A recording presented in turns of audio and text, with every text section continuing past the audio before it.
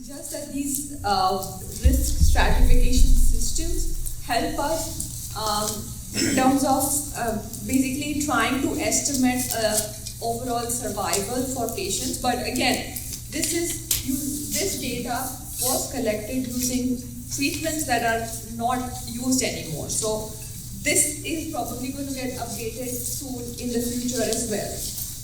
Just to give you a heads up, but like overall, these are the staging systems that we use. But regardless of whether somebody stage 1, 2, 3 by RISS or stage 1, 2, 3, 4 by R2 ISS, I would say regardless of the stage, patients are doing much better than they did in the past. And just because somebody's in stage 1 versus stage 4, it probably does suggest a higher risk feature if somebody's stage 3 or 4, but still patients can do very well with treatments. And what we have tried to do is, like, over time try to have a risk adapted based on the kind of disease that somebody has. We've had many discoveries in multiple myeloma, and there have been more and more drugs that are approved overall for multiple myeloma over the years, as you can see here.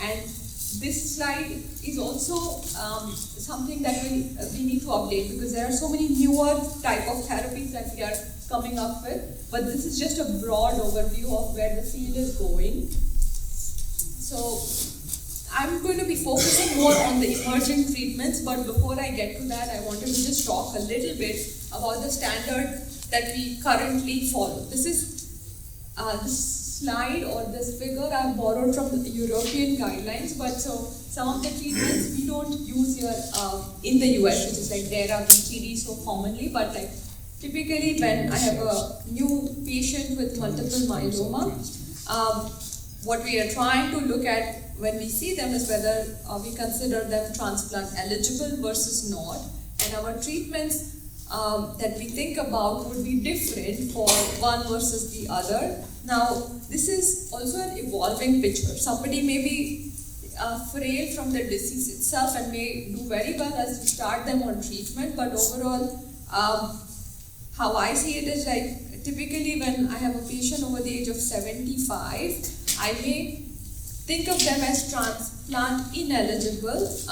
There are some who are over 75 and are still extremely fit. So this is by no means one size fits all, but this is just a general gestalt that I wanted to say, that I would be thinking about them as transplant ineligible. And then for somebody less than 75, I would try to consider transplant for them. So we would give them induction treatment. The field is moving towards giving quadruplet inductions, which is basically 4 medicines for myeloma together. One is the CD38 monoclonal antibody, which is daratumumab or isatuximab, Revlimid. Okay, so what do you say when the patients, in their 80s, still have that treatment and doing well? Is that the norm? Yes, that can happen. They can do well. I'll come to that. So you'll see just a minute. So essentially, the quadruplet induction is a CD38 monoclonal antibody. We have lenalidomide. Typically, we go for bortezomib, which is an injection, and steroid. That's our typical standard for somebody to give them induction treatment. Even for patients that we consider transplant ineligible, but probably are on the fitter side, we would try to give them quadruplet, which is 4 drugs, and sometimes we give 3 drugs, which would be daratumumab, Revlimid or lenalidomide, and dexamethasone. So typically, the induction treatment, which is when we are trying to bring down the disease burden as much as possible, is going to be a CD38-based regimen. Now, if somebody is going to go for a transplant, we would try to give like 4 to 6 cycles of this treatment and try to collect their stem cells at that point, and then take them to transplant, and then potentially put them on a maintenance regimen. For patients who are not going for a transplant, we would try to keep the induction treatment going for close to 8 cycles or so, and then put them on a maintenance regimen. The intent of the maintenance is try to keep their disease under good control for as long as possible. So, this is an evolving question, like what is the role of auto transplant for myeloma? Our treatments for induction regimen are getting better and better, so not everybody is going for an auto transplant. And what we have seen, like we've several studies that are trying to look at this. We are trying to look at a few different ways on whether somebody would benefit from a transplant versus no transplant, but these are some of the pivotal trials where there were some patients who went for a transplant early on, which is like after 4 to 6 cycles of induction therapy. And there are some who deferred their transplant to later on. I tell this to all my patients all the time, that the intent of the transplant is to improve progression-free survival, meaning like we are trying to put your myeloma in a quiescent mode, or like we are trying to control your myeloma, and we want to keep it in control for as long as possible. So that's what the progression-free survival is. Like we want the myeloma to not come back sooner.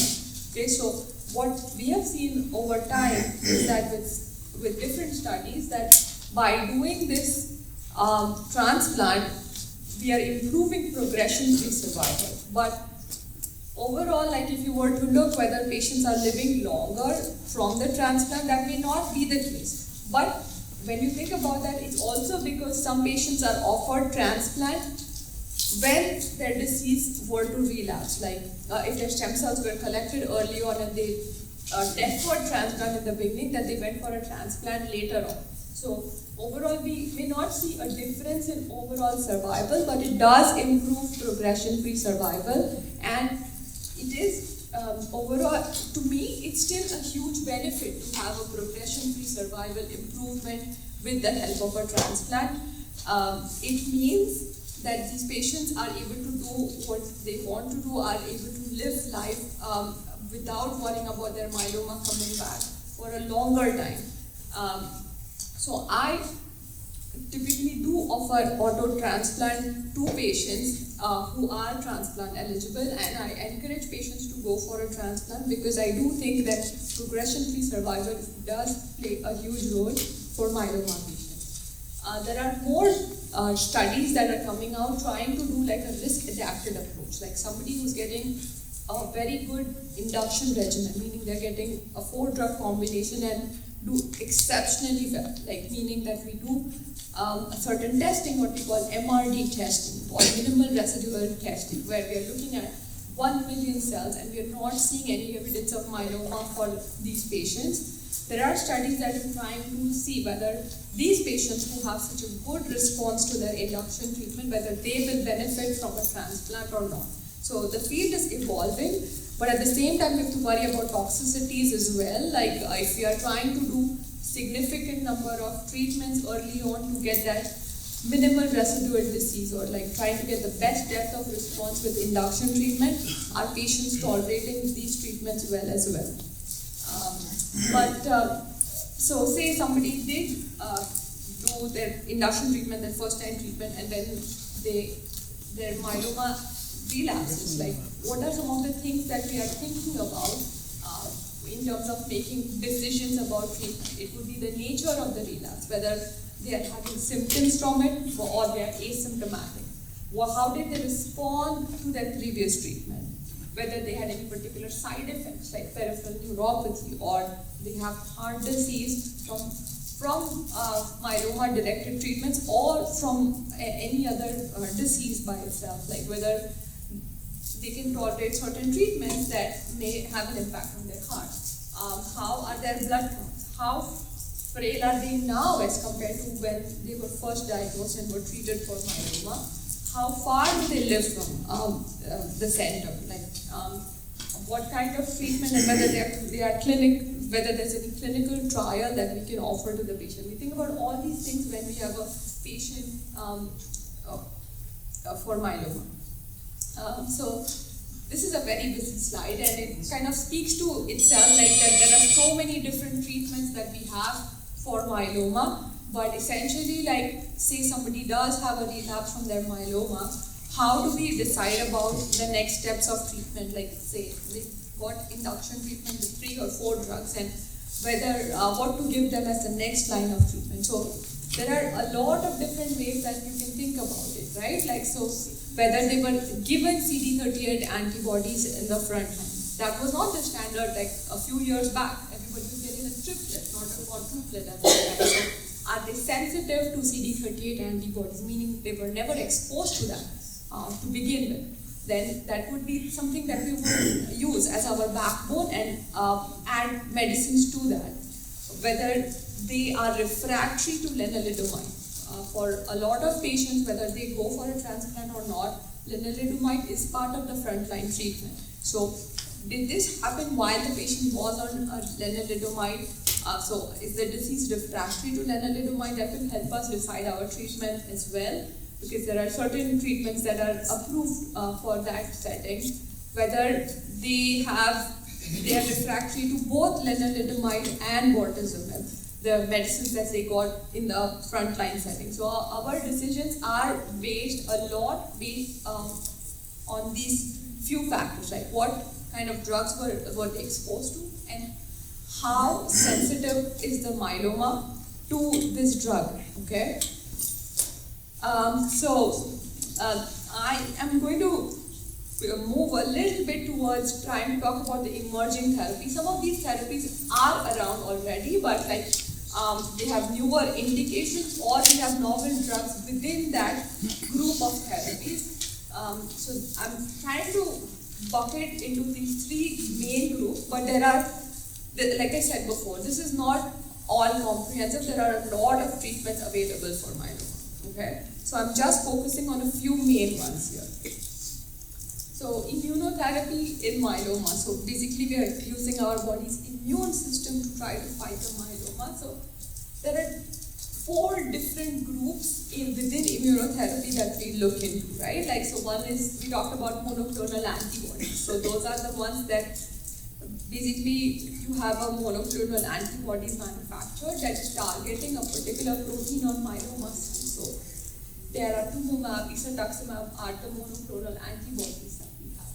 We have antibody drug conjugates, where essentially it's a little bit different from the monoclonal antibody in a way that you have 2 parts to the drug. One is the antibody that goes and binds to that particular myeloma cell. They have a particular target on the myeloma cell, and then along with that, they have a small chemotherapy payload.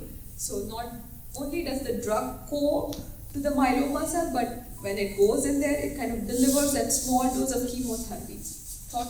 Think of it as a guided missile, like it goes to the myeloma cell and kills them, tries to deliver that chemotherapy payload to the myeloma cell so that it can kill the myeloma cell. Then you have CAR T therapy, where essentially we are taking patients' white cells and genetically modify them in a way that they specifically target myeloma. And then you have bispecific antibodies, where you're not removing the white cells from the body, but essentially you are introducing a linker or a drug that acts like a matchmaker and brings your body's immune system to try and attack the myeloma cell. So on one side it gets attached to the immune cell, the T cell, and on one side it gets attached to the myeloma cell. So what are some of the targets that we have for immunotherapy? So we know CD38, we talked about it a little bit. That's daratumumab or isatuximab. We have B-cell maturation antigen, or BCMA, is another target for immunotherapy. So this target is used, we have CAR T therapies that use BCMA-directed CAR T therapies, as well as bispecific therapy, as well as antibody drug conjugate that are FDA approved. We have TRC5D, which is another target on the myeloma cell. We have one bispecific antibody that's approved for this, but we are studying antibody drug conjugate as well as CAR T cell therapy with this target as well, and we have clinical trials open for that. FcRH5 is another target for myeloma. There is one drug that is well advanced in the drug development, which is a bispecific antibody that targets FcRH5. So, I talked about this a little bit. So what is the CAR T therapy, right? Like you are collecting T cells from the patient, you are genetically modifying them in the lab where they are, these immune cells, these white cells, the T cells are specifically modified to target myeloma, and usually an immune cell requires certain mechanisms in place in order to get activated to kill the cell that it is intended to kill. But when you are genetically modifying those T cells, not only are we modifying them in a way that they will target myeloma, but we are also not we are modifying the cell in a way that they will not wait for any other signal to kill the myeloma. As soon as they find the myeloma cell and gets attached to that cell, then they can kill without waiting for any additional co-stimulatory signals to do their job. And then, so once they are made in the lab, the cells are infused. So there are two FDA-approved CAR T cells. Both of them target a particular protein on the myeloma, which is BCMA. Okay, so one is cilta-cel or Carvicti, and the other is ide-cel. It has a long name, but I kind of use the abbreviation because it's hard to remember the full name, ide-cel or Abecma. So those two are FDA-approved CAR T cell products that we have. There are several others in pipeline. Some that are BCMA targeted, some that are GPRC5D directed CAR T products. So, this was the first trial that led to the first CAR T product being approved for myeloma, which is the ide-cel product, where here we have patients who are heavily refractory, have had like many previous lines of therapy, but we saw that, so if you could see, it's a busy slide, but like median lines of therapy was 6 prior lines of therapy. So somebody who was progressed to 5 to 6 lines of therapy, all have been exposed to 5 to 6 lines of therapy, were treated with this product, and we saw that 73% of those patients had a response. When we say response, it means that their myeloma improved by their myeloma protein improved, or their myeloma markers improved by 50% at least. That we see that that 73% of patients had that improvement. And this is at different doses, and then because it was a phase 1 trial, they were looking at different doses to see which is the best dose that works for patients, and at the target dose that was selected for FDA approval for the studies, they saw an overall response rate of 82%. So it took about a month for the CAR T cells to work, and typically with this product we saw that their progression-free survival improved by 8 to 9 months or so, and at the target dose, which is the intended dose taken for development in the future, like it was 12 months, which is about a year. So this is a very good drug overall to treat myeloma, like, or a good immunotherapy to treat myeloma, but it has its own side effects. I will go over this a little bit in the future slide, but essentially there are some side effects that are specific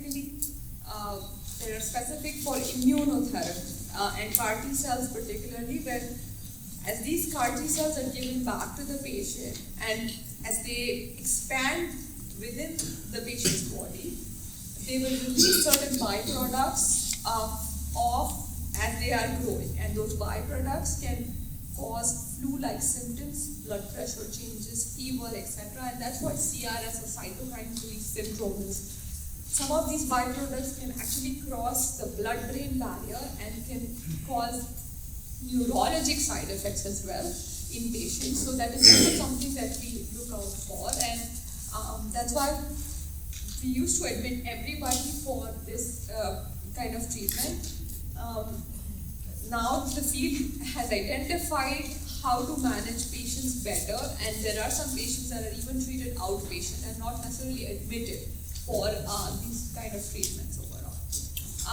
Apart from that, this drug causes hematologic side effects like neutropenia, anemia, thrombocytopenia. It does put patients at risk for infection, so that is something that we do worry about overall. And So, and we've learned how to manage these side effects, but it's still an important consideration when we are thinking about this treatment, and we discuss all of these side effects with the patients whenever we are taking somebody for potential CAR-T treatment in the future.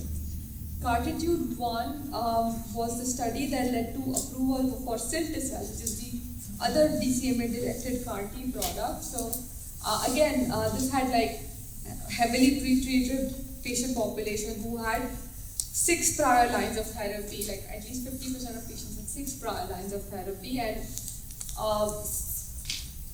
so a large number of these patients, like 87% or so of patients, were triple class refractory, meaning that they were refractory to daratumumab or CD38 antibody, Revlimid, and bortezomib. So that these drugs no longer worked for the patient. So despite that, like knowing that these pivotal drugs no longer work for the patient, they had a very good significant response to the treatment.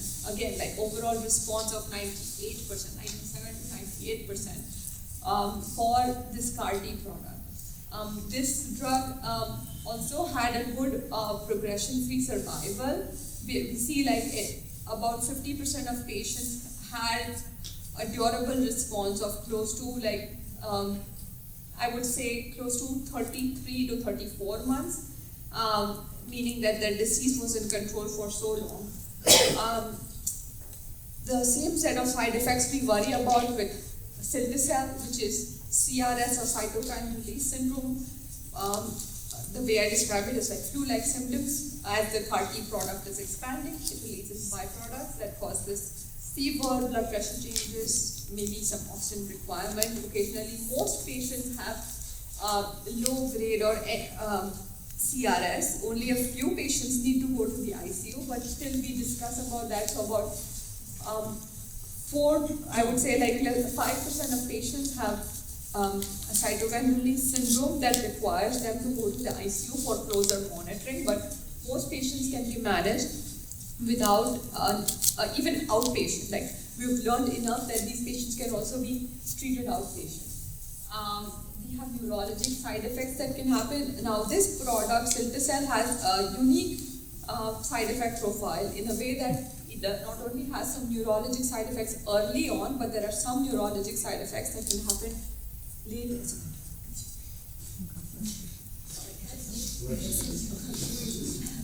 So there are some delayed neurologic side effects that can happen with this product. Those delayed neurologic side effects can be in the form of tremors, like the closest description for those tremors is like tremors such as you see in Parkinson's disease.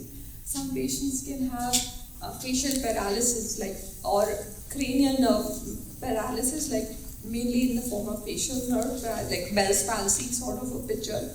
Some patients can have a Guillain-Barré like picture where they have neuropathy that's ascending. So that this product particularly can have those delayed side effects that are seen in about 4 to 5% of patients as well. When we found out about these side effects, we tried to see what could be the reason why patients develop these side effects, and what we've seen is that when the disease was progressing at the time of them getting the CAR-T product, or they had a high burden of disease, there was a higher chance of developing these side effects. So we've tried to come up with better plan to manage disease prior to going for CAR-T. So the better disease control that you have prior to go for CAR-T, the better you do in terms of side effect profiles afterwards. This product also puts you at risk for infections and other infectious complications, bacterial, viral, fungal, all those infections, and we look out for that. Apart from that, with FDA has specifically asked to look for the risk of developing other cancers for CAR-T as well as other myeloma treatments, but FDA is specifically looking at the CAR-T because it's a genetically modified product. What impact does it have on a patient's a risk of developing other cancer. So with this product, we did see some other secondary malignancies. Some were hematologic, some were in the form of leukemia or myelodysplastic syndrome. Some were in the form of lymphoma. So that is something that we are watching over time. Again, the risk overall, so in this patient population of 97 patients, there were close to 20 patients who had some other form of cancer developed in their follow-up. So this is something we are looking at with great detail. How will patients do over time?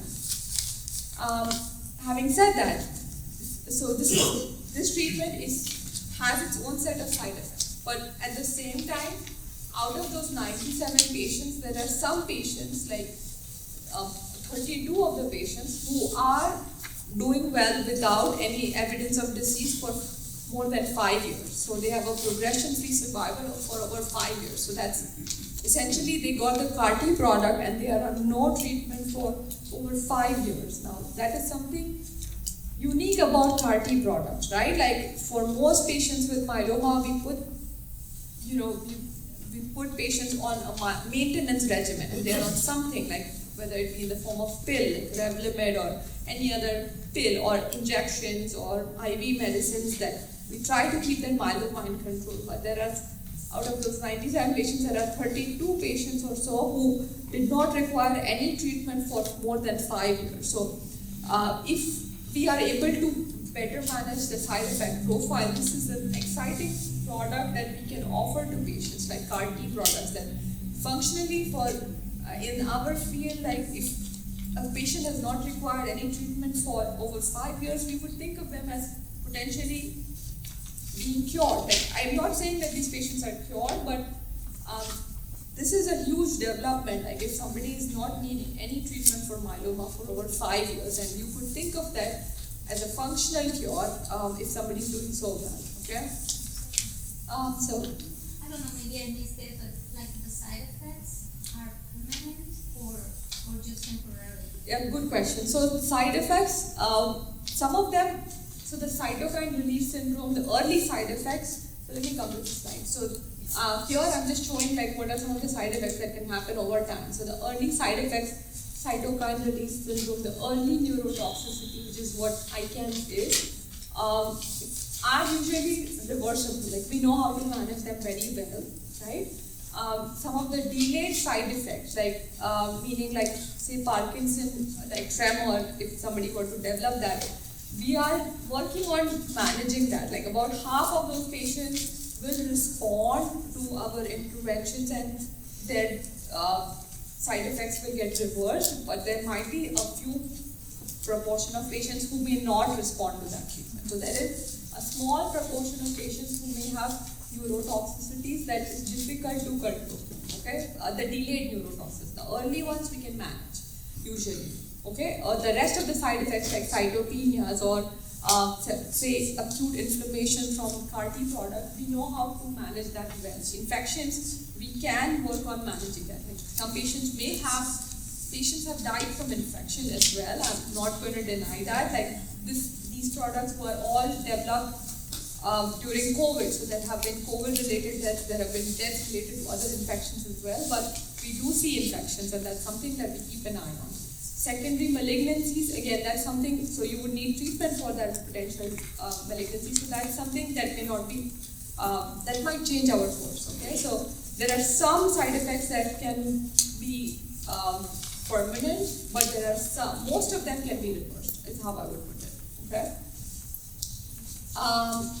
So this is another slide where I'm just trying to focus again, we have all these side effects. So what are we trying to do to manage these side effects, or what can we do so that patients may not develop these side effects? So what we have seen is patients who, so bridging therapy is basically the treatment that we give from the time of collecting the CAR-T cells to the time that the cells are ready. It takes about 5 to 6 weeks for the CAR-T cells to be ready, from the time we collect your white cells, and then for the T cells to be ready to be infused back to the patient. So in that 5 to 6 time period, if patients have a good response to treatment, more than 25% response to the treatment, those patients particularly do very well if somebody doesn't have that good response to the bridging therapy, it doesn't mean that they will not do well, but that's something we try our best at, like to make sure that patients have a good response to that treatment prior to going for the CAR T infusion, so that we can better mitigate their side effects. Okay.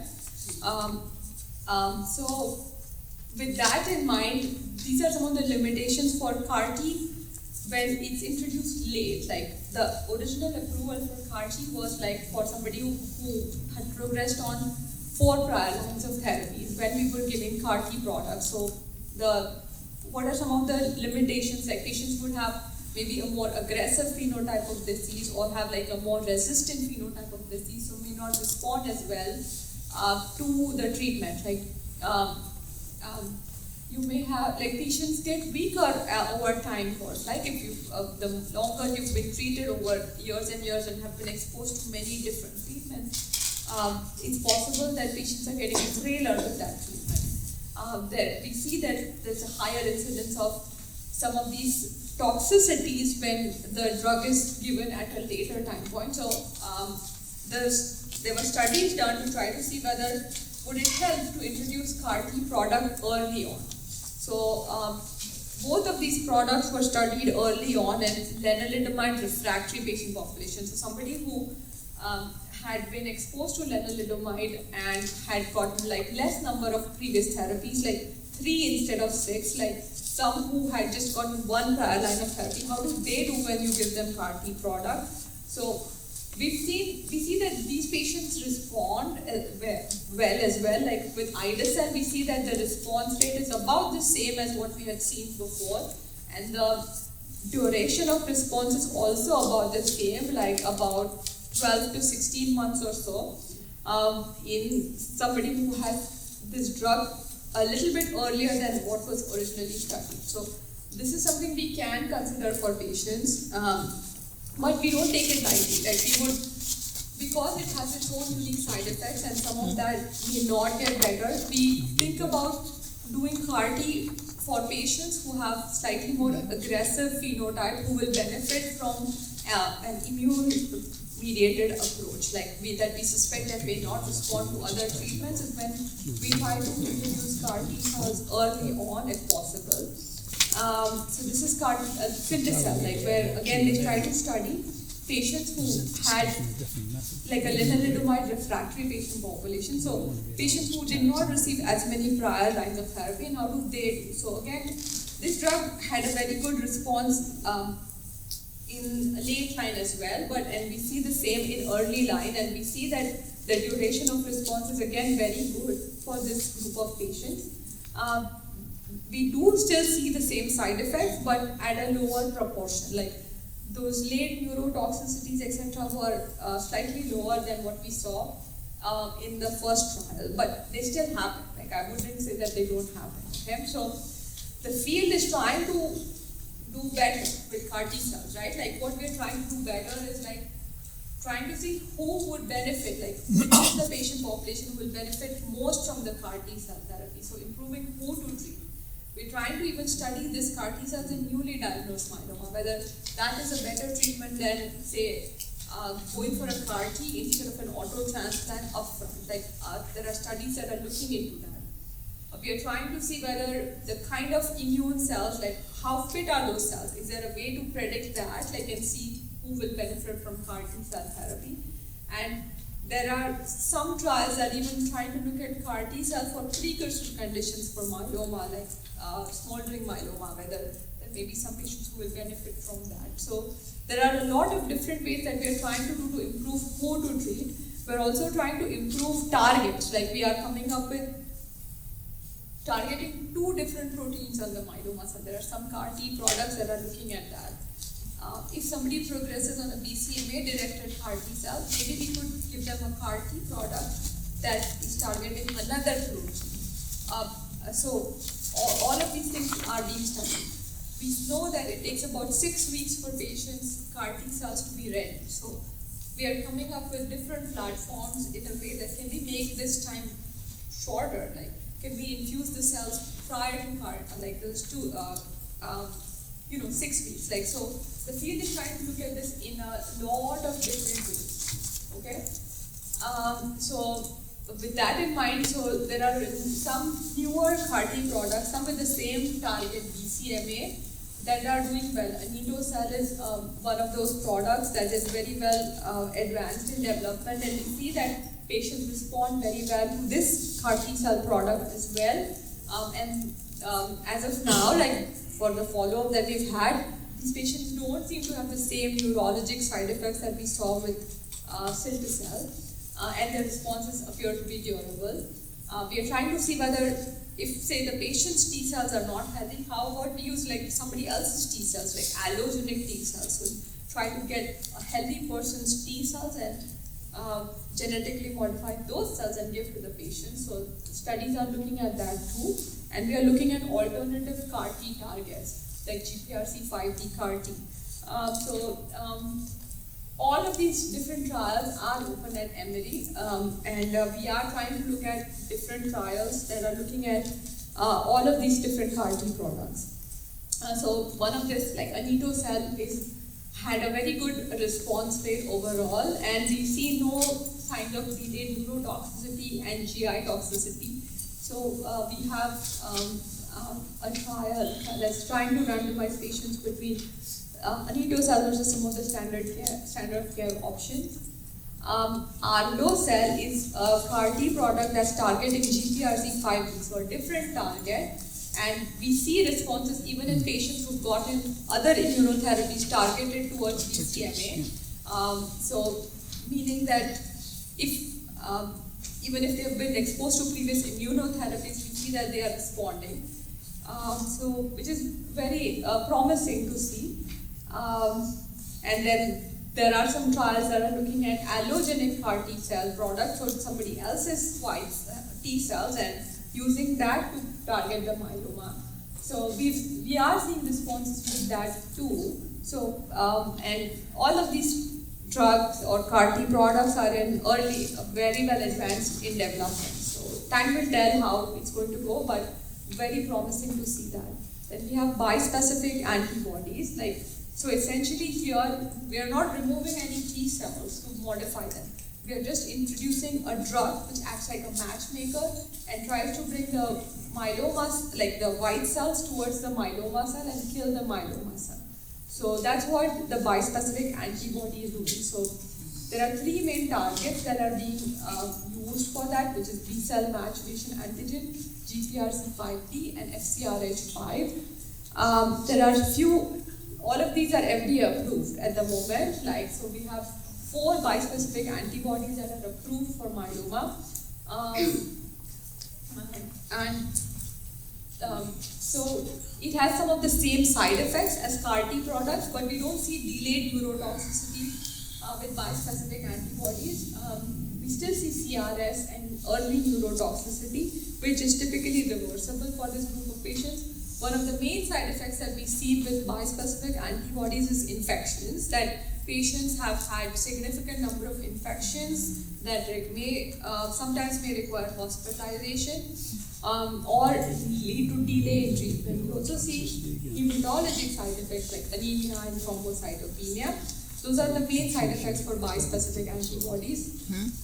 GPRC5D, which is the bispecific antibody that's targeting that GPRC5D talquetamab, has a unique set of side effects, which is skin, nail side effects, and taste changes that we see. Usually with dose adjustments and meaning like lowering the dose as well as frequency, we see that these side effects improve for patients over time. But this is something that we see, like dysgeusia, meaning like taste changes that lead to poor appetite and weight loss, is something we see with this group of agents. So what are the advantages of bispecific therapies? It's off the shelf, meaning that we don't need to, we can just give it to somebody should they need it within, like, once we get an insurance approval, within a few days to a week, that we can give this drug. We don't have to wait 6 weeks or 8 weeks, like to try to even get somebody ready towards this product. It's convenient. It's usually given sub-Q or IV, depending on the drug.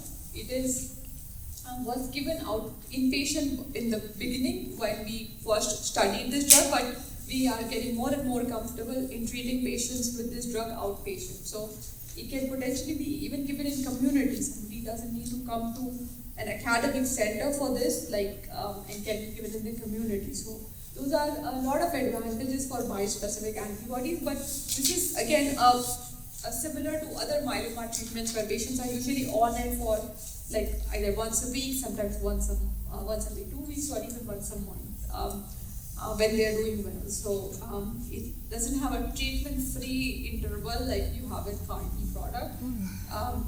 But you see cytokine release syndrome and neurologic side effects.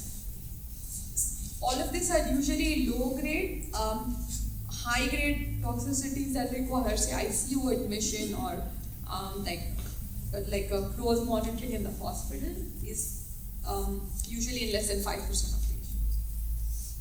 And again, they respond very well. These drugs were also studied in highly refractory patient population, meaning that patients who had several different lines of therapy, and we still see that they responded very well and had a durable response to the treatment.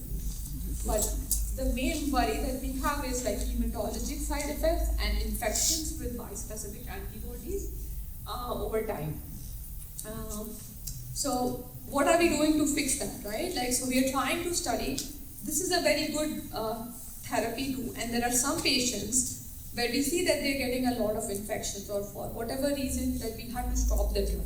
There are some patients who still continue to respond to that drug even after stopping that drug. So looking at fixed duration or looking at less frequent administration, how are patients doing? It was originally studied where patients are getting this drug weekly or once every 2 weeks. But more and more over time, we are seeing that even by less frequent administration, patients seem to be responding. So the field is trying to study, what's the best and safest way to give these drugs? How frequently should we be giving this drug? As well as can we just give it for a fixed duration and then stop it if patients have a very good response? So this is an evolving space, and we'll see over time how patients do. We are also trying to combine two different bispecific antibodies that have a different target. There was one study that specifically looked at some patients who had particularly aggressive features for their myeloma, and extramedullary disease is when myeloma has grown outside the bones into, say, organs like, say, liver, lung, etc. Basically, myeloma has become very smart and has started growing in other organs where we typically don't see myeloma. So those are those patients can be particularly challenging to treat. So this study tried to look at combination of these two drugs, two bispecifics that have two different targets, and see how does it work for this challenging patient population. And it seemed like it worked very well for those group of patients when we gave a combination of this, but we still have to worry about infections and all the other side effects for bispecifics, but we don't see more side effects than we used to, say, with a single agent. So we do consider this sometimes in a few patients that we think have a more aggressive phenotype. So what are some of the other things on the horizon for bispecifics? There are other drugs in pipeline, as well as looking at trispecifics. So I told you how we are giving two bispecifics together. So there are companies that are trying to study whether we can, instead of the drug binding one protein on the myeloma side of the immune cell, how about we use two proteins to target on the myeloma cell? So those are called trispecifics. So there are two in pipeline, and those seem to have very good response too. So one of them is this trispecific tritonide, which is being studied, and it seems to work very well even in patients who had other bispecifics or other immune therapies in the past. So we are coming up, there are a lot of new drugs in pipeline, and it does seem to work again in patients that seem to have high risk features or extramedullary disease. There are two of these drugs that are very well advanced in development, and Emory has trials for both these drugs. That one of them is about to open in a month, and the other one in maybe a couple of months. Now, antibody drug conjugate is the third type of immune therapy where essentially, like I mentioned, it's a guided missile. You have an antibody that targets the myeloma cell, but it also has a small chemotherapy molecule that it will come and try to kill the myeloma cell once the antibody is bound to the cancer cell. So, one of that antibody drug conjugate, belantamab mafodotin, is FDA approved. It was FDA approved, but then one of the confirmatory trials failed to show as much improvement, so it was taken off the market. But the drug works, and we have seen patients who have a lot of like durable responses with antibody drug conjugate belantamab as well. So several more studies were done, and the drug just got approved again this week by the FDA. And there are other antibody drug conjugates that are in pipeline. So why is this better like than some of the other treatments, right? Like, I'm not trying to say like one is better than the other, but like this is something, again, like we don't see immune side effects with this, like we don't see cytokine release syndrome or neurology talk with ADCs. It's again off the shelf, so doesn't require like any genetic modification, etc. that might take time. Again, it can be given in community and can be given intermittently. The belantamab is a drug that is being studied to be given every 8 weeks or every 12 weeks also. So it may be something that may work even with that less frequent administration. So there are several drugs that are trying to look at, several trials that are trying to look at this combination as well. And we have trials for all of these antibody drug conjugates at Emory at the moment and are trying to look. Cell mods are basically IMiDs or like lenalidomide or pomalidomide medicines, but we think like they work even better than those medicines, has more anti-tumor activity and less side effect profile. So there are 2 of these drugs in pipeline, and they are being studied in several trials in different settings, like it's a maintenance treatment for myeloma, as a second-line treatment for myeloma, as a third-line treatment for myeloma, along with bispecifics, etc. So a lot of these trials are being conducted, and it does seem to work even in patients who had previous lenalidomide or pomalidomide. So these are oral agents that seem to be working. So we see a lot of, this is a very busy slide, but we see a lot of good responses with this kind of therapy too. So again, these drugs are given usually on a 3 weeks on, 1 week off schedule, just like lenalidomide. This one is another within the same class, cemsidomide, that is also being studied, and this appears to be work very well even in patients who had like many different lines of therapy, who had even CAR T cell products or like bispecific products, who had we see that this particular oral agent, oral cell mod, is working for those group of patients too. So a lot of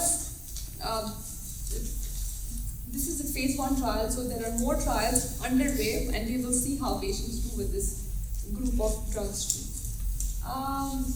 Then I think I'm going to stop, like this is the last 2 slides, but essentially there are some therapies that are targeting particular cytogenetic changes for few myeloma patients. Like, when we do a bone marrow biopsy, we see certain genetic or chromosomal arrangements in for a few groups of myeloma. So we've seen like that certain drugs work better for certain chromosomal changes. So one of them is this drug.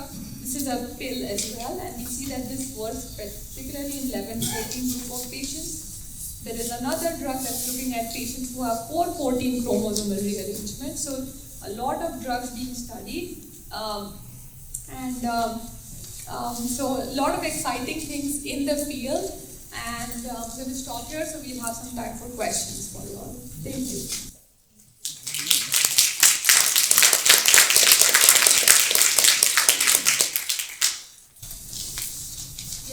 Is there a way to get this deck downloaded? Like, go to our website maybe? There's a lot of information, it kind of went through a little quickly. Yeah. I'd like to look at it. I'm not sure, I can ask, okay? I don't know the answer to that. Yes? Is there an age range on the person that need a second stem cell transplant? Would there be a like a 18 or a age range which you can do that, or is that limited to certain age groups? It doesn't, honestly, like, it's hard to generalize that, like I said, like, typically if somebody had a very good response to their first transplant, like say over 5 years or something, then you can think about a second transplant, if they're fit otherwise. Yes? Yes? Yes. Go. So, what are your views about I'm thinking treatment if the medical team typically say that their goal when they treat you for myeloma is control, not necessarily remission.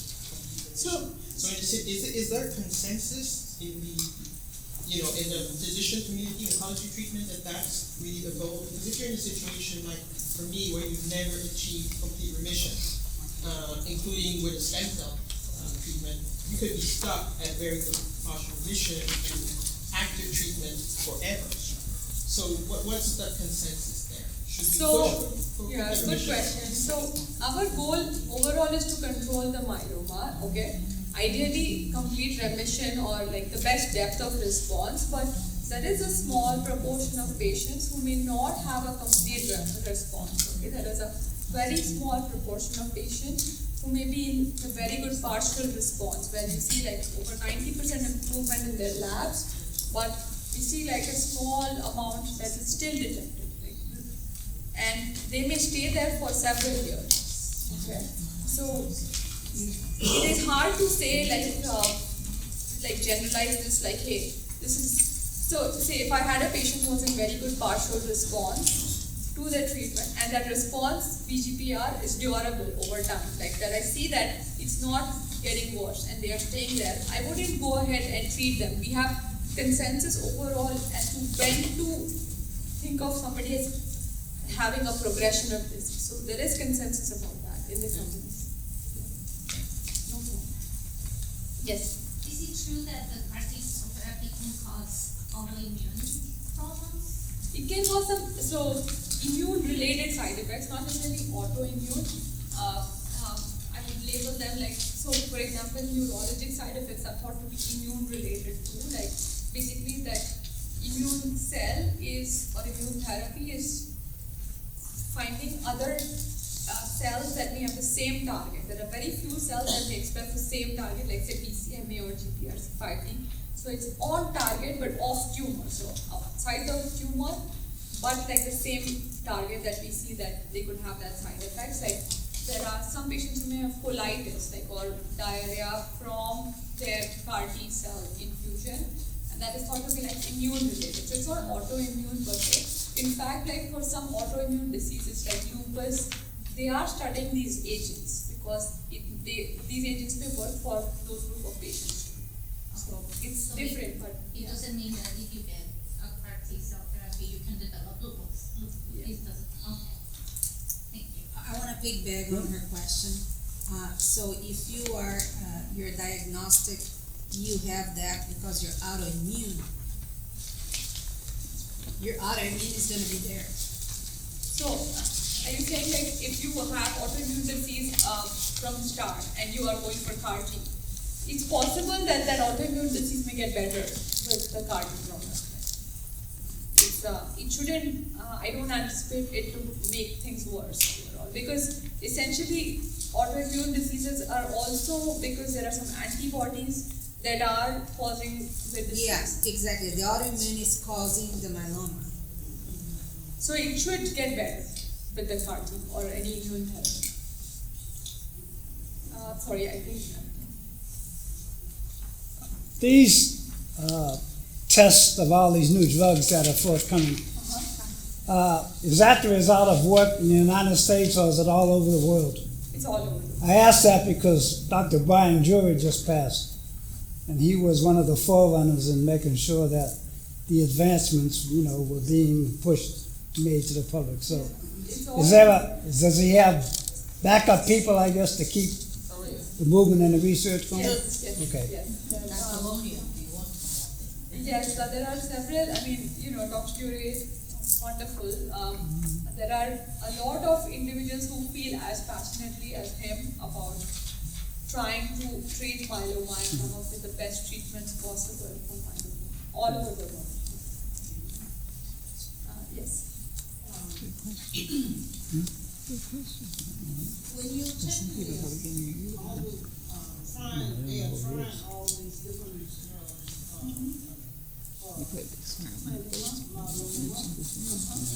does that make you more acceptable to upper respiratory infections? So myeloma itself puts you at risk for infections, okay, especially upper respiratory infections, because your immune system is weak when you have myeloma. Myeloma is a cancer of plasma cells. Plasma cells are what make antibodies to fight infection. Okay, so all patients with myeloma are particularly vulnerable to upper respiratory infections. And treatment for myeloma can also make you vulnerable to infections. So if somebody gets recurrent infections, we try to give them IVIG or IV immunoglobulin sometimes to help reduce this frequency of infections. But yes, so any treatment for myeloma can also put you at risk for viral infections. Too much of targeting. Don't leave people who are not interested in it. They want to know what's on the horizon that can help me right now. No. They don't need all the details. They go through all those tests. And they can't get it through because they're not approved. You have to run through these different series of tests. I know it's subjective as to how often you get. She knows that stuff, but we don't know what it So is. they were studied Yeah. indefinitely. They weren't studied Yeah, with I the go to finite yeah. time point. But what we've been doing is like if say somebody responds to the drug very well, like although it was studied to be given like once a week and then once every 2 weeks and then over time less frequently, like as soon as we see that somebody is having a very good response, like say 90% better improvement of their myeloma burden, we go to less frequent dosing of the drug. We haven't like prospectively stopped the drug as of now, but there are some studies trying to look at that. For the bispecific T cell engager, are the T cells gonna get like You wanna take a worn picture out with the J- over time? And then what? It can happen. So we do see that if somebody was treated with bispecific and sometimes, again, this is an evolving field, so we don't know exactly who that patient is, but we try not to go from one bispecific to the next right after. We try to have some other form of therapy in the middle, just with that concern that maybe their T cells are exhausted at the moment, so maybe we can do something else. And then, so that we give the T cells a break, like non-immune form of treatment, and then go for a bispecific or CAR T or whatnot. That's one thing. And then we're also trying to study combinations, like giving bispecific with something else to see if there could be like a synergistic effect, and that combination will do what the single agent is not doing. Would expanding the injection time kind of give the T cells time to rejuvenate, so to speak? It is possible. We are studying that too, like Oh. whether that can happen. Like there are studies that are trying to see that. Oh, okay. Is the process very similar to the stem plant transplant? What is the process for? CAR T cells. So the collection part is like you get a catheter placed just like stem cell transplant, and you are hooked to a machine like the apheresis machine, and the CAR T cells the T cells are collected from the patient. But for stem cell transplant, we usually give Neupogen or GCSF injections to get the stem cells into the blood, so you don't need to do that. So T cells are already in the blood, so there are no injections involved. Stem cells, once we collect them, are ready, okay? But for CAR T cells, these white cells, once they're collected, are going elsewhere to the company that, is genetically going to modify them. And so it takes 5 to 6 weeks for them to be ready, and then they are given. So that's where the difference is. And then when it's time to administer, like say you are ready to get it, like for stem cell transplant, we give melphalan, right? Like right before the stem cell transplant. For CAR T therapy, we give another form of chemotherapy called lymphodepletion therapy for 3 days, prior to going for the card.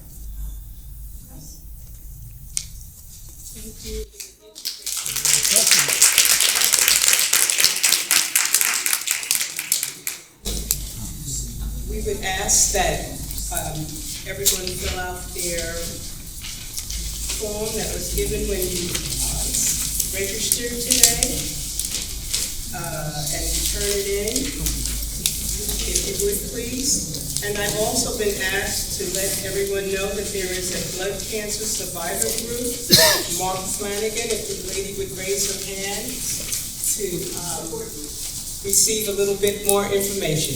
Thank you for coming. Have a great afternoon.